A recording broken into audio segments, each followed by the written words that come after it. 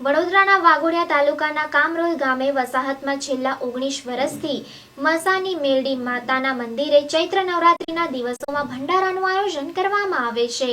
વર્ષોથી જરદ ગામ પાસે આવેલા કામરોલા ગામ નજીકની વસાહતમાં માતાજીના મંદિરે દર વર્ષે ભક્તોની ભારે ભીડ જામી રહી છે અને ભંડારાનું ભવ્ય આયોજન કરાયું છે। આ ભંડારાનું આયોજન કરવા માટે કેટલાક ભાવિક ભક્તો ભેગા મળીને ભંડોળ ભેગો કરે છે અને પોતાની સ્વૈચ્છિક રીતના ધાર્મિક કાર્યક્રમમાં જોડાવે છે, તેમજ માતાજીની પ્રસાદીમાં પણ ખૂબ જ સારો સાથ સહકાર લોકોને મળે તેવી પ્રવૃત્તિ કરાય છે। છેલ્લા 19 વર્ષમાં આ મંદિરે હજારોની સંખ્યામાં ભક્તોની ભીડ જોવા મળે છે। ત્યારબાદ આરતી કરવામાં આવે છે।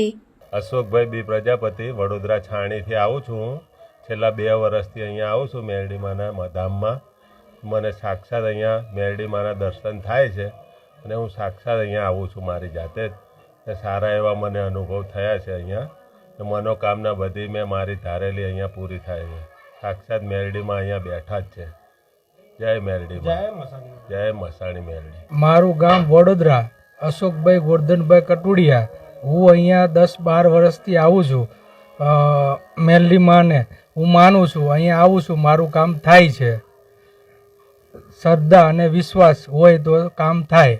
કામરોલ ગામ વસાત પાસે નદી કિનારા ઉપર આશ્રમ આવેલો છે અને આ આશ્રમ ઉપર આજે 19 વર્ષથી નું શુલ્ક માતાજીની સેવા, અર્ચના, પૂજા, વિધિ, ધાર્મિક ભંડારા એવં હવનનું આયોજન થાય છે અને ભાવિક ભક્તો આ જગ્યા ઉપર દૂર દૂરથી માતાના દર્શન કરવા એવં રવિવાર, મંગળવાર, ગુરુવાર માતાની બેઠક હોય છે, ગાદી હોય છે અને નિઃશુલ્ક માતાની સેવા આપવામાં આવે છે અને કોઈ માંગણી અહીંયા હોતી નથી।